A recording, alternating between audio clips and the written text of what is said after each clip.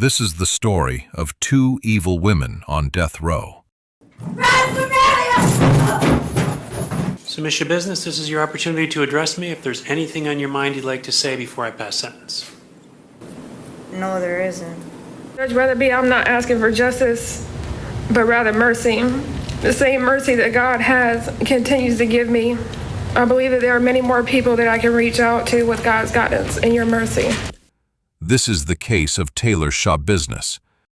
Hi, I'm Taylor Schabusiness, and I'm a very hardworking, dedicated individual that's broke and really needs money to help get that swole on. So if you could please donate to this GoFundMe page, be greatly appreciated. Thank you. She looks harmless here, but the voice you're about to hear next belongs to the same person. I took a chain, I put it around his neck, and I asked him again, where my shit at? He didn't respond. His face turned purple. There was blood coming out of his mouth. I sucked his and cut his head off at the same time because the only SD that I would ever be doing would be sucking. Her name became widely known not only because of the brutality of the crime, but because of her behavior afterward. During court proceedings, she attacked her own attorney, disrupted hearings, and ultimately required physical restraints and increased security inside the courtroom. But the case began long before that. She lived in Wisconsin and was heavily involved in drug use, especially methamphetamine. The people around her were connected to crime, and her relationships were chaotic. After giving birth, she lost custody of her child, which marked a major turning point. From that point on, her situation deteriorated further: frequent movement, legal issues, and escalating instability. By early 2022, she was under supervision and wearing an ankle monitor. On February 23, 2022, she went to meet a man she knew. They went to his mother's home in Green Bay, Wisconsin. Inside the house, they used methamphetamine together and engaged in sexual activity. At some point that night, she placed a chain around his neck and strangled him. I was on the run in Texas after having my baby taken. I decided to make things right and clear it up north. When I got back, they put my on the bracelet. I went to buy a bag on the low, so I went to my ex, who was a Satan disciple, and family, we all Latin kings. So we beeping, we don't with SDs. I gave him $100 for the bag, and the bag was $50. He pocketed the cash. Me and him and another homie all soaked up, and then my homie left, and I went to drop off my ex, and he wanted before I left. So I went into the basement, and he went and pulled out 2 chains. I asked him, where my money at, fool? And he said, I ain't got it. So I took a chain, I put it around his neck, and I asked him again, where my at? The act continued until he lost consciousness and died.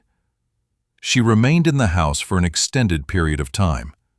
While she was there, she dismembered the body and attempted to conceal parts of the remains. The next morning, the victim's mother walked into something she wasn't prepared for.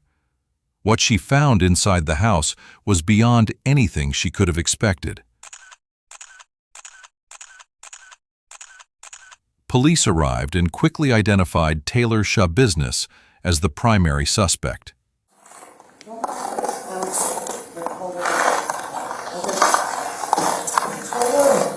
Did you both see this? I opened the towel, I picked up the towel and dropped it because I don't know what the fuck it is, man. I have bad vision, and she's like, is that what I think it is? I'm like, I don't fucking know what the fuck it is.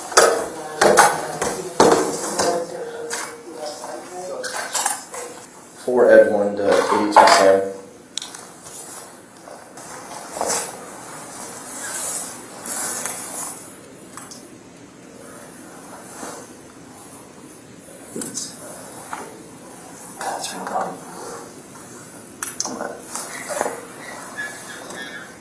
Quite a bit of blood down here. I want to clear this rest of this house. We've got 2 people in the house for sure.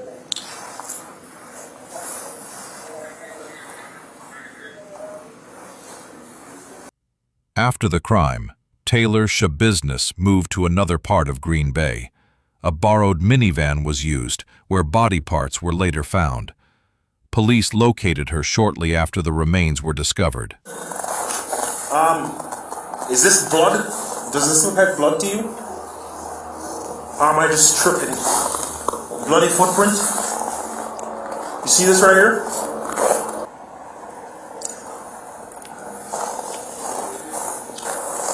Hi, Taylor. How's it going? Officer Russell with the Green Bay Police Department.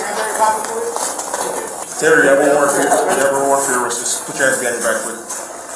Anybody else in your apartment? You got blood on your hands here, too. Go in here. Go in here.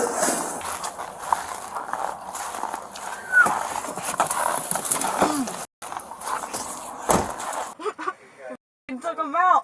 They took him out. Woo! Following her arrest, the case quickly drew national attention. During the trial, her behavior became impossible to ignore. She was erratic and aggressive. I'm telling you, I will give this woman credit. She is very creative. Very creative, for sure.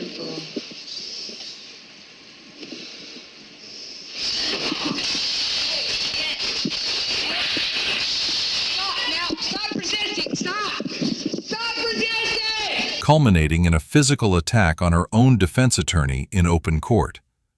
After that, she appeared in restraints, with officers around her at all times.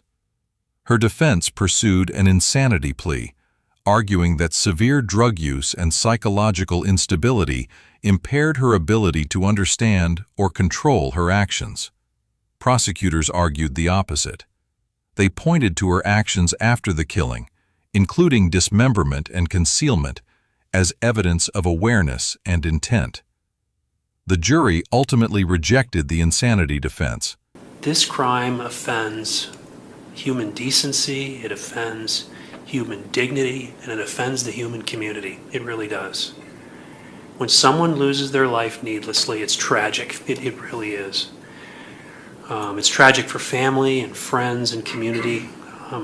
When life is taken from a person in the fashion that it was in this case, where the victim's remains are cut up and packaged in containers, it's difficult to identify a human nature in those activities. It really is. It's very troubling. She was found guilty of first-degree intentional homicide, along with additional charges related to mutilation of a corpse and post-mortem abuse. She was sentenced to life in prison without the possibility of release, and still, nothing changed. I'd like to be still slinging my pussy on the street, but, over here it's all right. This is Tiffany Cole. But this story doesn't start with her. Carol and Reggie were high school classmates in South Carolina who fell in love in the early 1960s. They were young, inseparable, and like many first loves, it didn't last. They had no idea they would meet again decades later under very different circumstances. Reggie joined the U.S. Navy, traveled the world, married, divorced, and eventually returned home to South Carolina, where he found work on the railroad. Carol's life took a far darker turn. She married, divorced, and later survived a violent incident involving her estranged husband, which left her with serious, lasting injuries. Carol survived, but with permanent injuries and chronic pain. She kept going. Years later, Carol and Reggie reconnected after decades apart and quickly grew close. They realized they lived nearby and agreed to meet. The feelings came back instantly. Not long after, Carol and Reggie were married. Soon after, they moved to Jacksonville, Florida, to retire together and finally have the peaceful life they had been denied. For the first time, it felt like they had finally made it. In July 2005, Carol suddenly stopped answering the phone. At first, her daughter Rhonda was not alarmed. But after a full day passed with no answer from either Carol or Reggie, worry set in. Reggie was in poor health and had limited mobility. There was no reason the two of them would disappear without telling anyone. After nearly 72 hours of silence, Rhonda drove to Jacksonville to check on them herself. When she arrived, their car was gone. She knocked. No answer. The lights were on inside. The front door was unlocked. She stepped inside. Something was wrong. Their dog was still there. Food sat abandoned on plates. Pots remained on the stove. Dirty dishes filled the sink. And then Rhonda saw the details that made the truth impossible to ignore.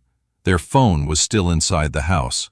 Carol's purse was still there, and beside it sat both of their medications. There was no way they had left on purpose. Police were called. The case quickly gained attention, but there were almost no leads. Their car was eventually found abandoned in a secluded area. Then came a strange phone call. Jacksonville Sheriff's Office. Hi, Tiffany. How are you doing? Fine. My name is Reggie Sumner. I'm out of town with my wife right now. Her sister passed away. And my neighbor just called me and said that, this morning, my neighbor called me and told me that my car was missing and that the garage was open. That your car was missing? Yes, ma'am. We have two vehicles. We have a old pickup truck and we have a Lincoln, older, it's not really that old, Lincoln Town Car. Okay, do you know your tag number by heart? No, ma'am. All the information is in the house. Can you hang on 1 second for me? Yes. Hang on, I'm going to put you on hold, okay? Sir? Yes. Sir, who called you? Your neighbor? Yes, Shirley. Okay. She's not really my neighbor, but she lives in that neighborhood, and we're friends with her. Okay, and whose car is it? It's registered under me. And what is your first name? It's James. James Sumner? Yes, ma'am. Okay. What is the address where it was at? It's 22015 Reed Avenue. Okay. Can you hang on 1 second for me? Sure. Okay. Who lives there? Do you live there? Me and my wife, yeah. You and your wife. What's your wife's name? Carol. Carol. Hang on 1 second, sir, okay? Yeah. A caller claiming to be Reggie told police that the reports were false and that they were safe. But investigators immediately knew the call wasn't real. When Rhonda listened to the recording, she said immediately, "That's not my mother, and that's not Reggie." Now police knew. Whoever made that call likely had something to do with the disappearance. Then, investigators checked the Sumners' bank activity. Their ATM card had been used after they vanished. Surveillance footage showed a young man withdrawing money. From phone records and a rental car lead, police were led to one name: Tiffany Cole. When police tracked the rental car to a motel in South Carolina, they hoped they might find Carol and Reggie alive. They did not. Instead, inside the motel room were Tiffany Cole, her boyfriend Michael Jackson, and Alan Wade. The room was full of newly purchased items. Police also found the key to the Sumners' car and Reggie's belongings. At that point, it was obvious these people were involved. Under questioning, Tiffany admitted they had robbed the couple, but claimed that was all. Then police picked up the fourth accomplice, Bruce Nixon. And Bruce Nixon broke. He told them everything. Because this was not a random robbery. Tiffany had once lived near Carol and Reggie in South Carolina. The Sumners had treated her like family. Years earlier, they had even sold her a car at a very low price. Then, in June 2005, Tiffany and her boyfriend Michael contacted the couple while they were in Jacksonville. The Sumners allowed them into their home. During that visit, they learned the couple had nearly $100,000 saved from selling their home. Soon after, Tiffany Cole and her accomplices began planning the robbery. On July 8th, two of the men, Bruce and Alan, went to the Sumners' house under a pretense and were let inside. Once inside, they restrained both Carol and Reggie. Michael later joined them, and the group robbed the house while Tiffany waited nearby. After the robbery, the victims were placed into the trunk of their own car. They drove them to a remote wooded area in Georgia, where a grave had already been prepared. Carol and Reggie Sumner were taken to the edge of the grave. They had given them everything: money, bank details, anything they asked for. It didn't matter. One after the other, they were pushed into the hole. And then the attackers began to cover the grave.